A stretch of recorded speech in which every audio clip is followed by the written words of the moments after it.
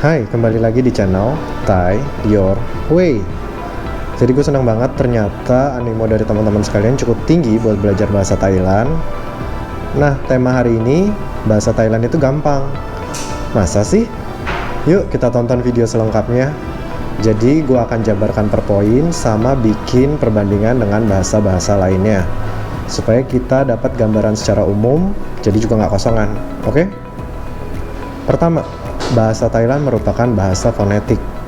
Jadi, kalau bahasa fonetik itu bahasa yang huruf atau karakternya dapat mewakilkan bunyi tertentu.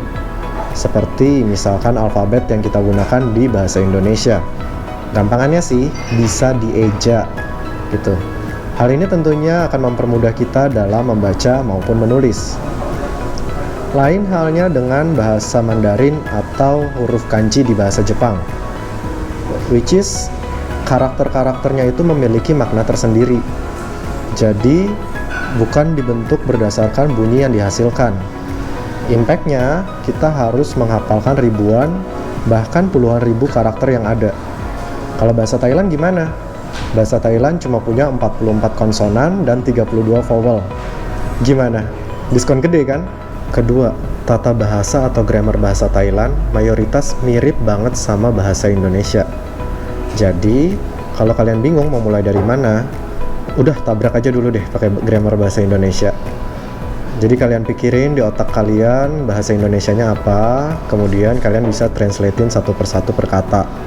Hal ini tentunya akan banyak membantu. Contohnya, saya makan nasi. Itu bahasa Thailandnya Om Gin Kao. Subject plus verb plus object.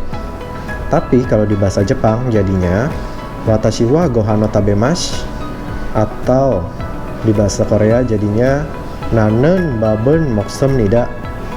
Saya nasi makan. Subject plus object plus verb. Mungkin kalau yang baru belajar akan nanya kayak, kok kebalik? Tapi tentunya mereka punya alasan tersendiri. Kemudian selanjutnya ada kata keterangan untuk kata benda atau adjektif. Misalkan banteng merah, itu kalau di bahasa Thailand jadinya krating deng, yaitu noun plus adjective. Tapi kalau di bahasa Inggris jadinya Red Bull, adjektifnya duluan baru noun. Kebalik lagi kan sama grammar bahasa Indonesia. Ketiga, kata kerja atau verb di bahasa Thailand itu akan selalu sama bentuknya, nggak berubah, nggak ada imbuhan. Semisal kata kerja makan, gin, ya bentuknya akan selalu gin. Mau itu di past, present, future, bentuknya akan selalu sama.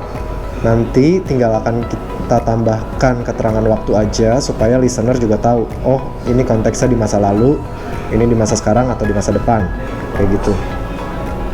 Yang keempat, cara baca huruf vokal atau vowel yang konsisten.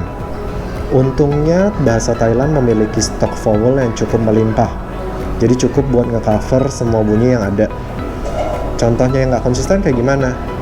Misalkan kalau dalam bahasa Inggris itu ada school, blood, itu sama-sama pakai vowel double O, tapi pelafalannya berbeda. Atau semisal kata selection, kalau bahasa Indonesia misalkan kata meremehkan, ini juga vowel E yang keluar juga pelafalannya berbeda-beda. Kelima, enggak semua huruf di bahasa Thailand itu digunakan dengan intensitas yang sama. Kabar baiknya, ada juga huruf-huruf tertentu yang udah jarang banget dipakai.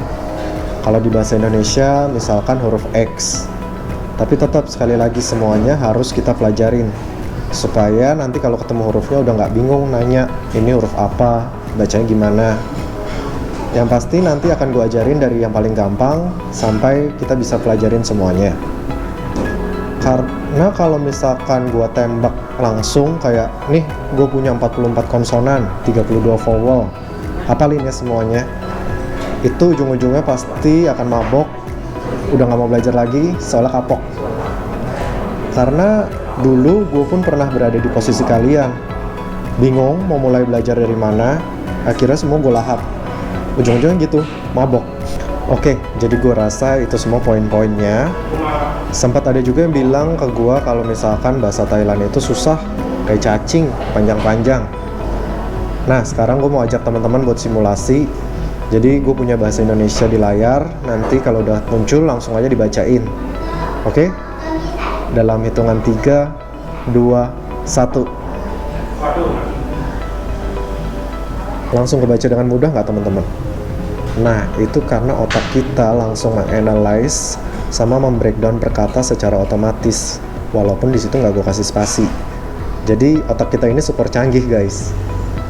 Kira-kira seperti itu juga yang terjadi di bahasa Thailand. Kita mayoritas cuma pakai spasi untuk akhir kalimat, tapi kalau pas orang Thailand baca, itu akan langsung ke breakdown secara otomatis. Semisal, Pom, Thai Talat, Gapme, Naiwan Atit. Kemampuan ini tentunya nggak otomatis ada sejak lahir, tapi juga butuh masa pembelajaran. Itulah sebabnya kenapa buku-buku untuk anak kecil di Thailand masih menggunakan spasi per kata. Jadi, kalau kita mau belajar secara sungguh-sungguh, bukan mustahil kita juga bisa semahir mereka. Nah, intinya setiap bahasa memiliki level kesulitan tersendiri bagi para penutur asing. Even bahasa Indonesia juga memiliki kesulitan, misalkan dalam penggunaan imbuhan. Gua nggak mau kita cuma berfokus pada kesulitan itu aja, mandek, terus menyerah. Tapi fokuslah pada solusi dalam pemecahan masalah tersebut. Dan jadikan ini sebagai peluang untuk belajar dan berkembang menjadi lebih baik. Yang terakhir, jangan lupa klik like, komen, dan subscribe. See you!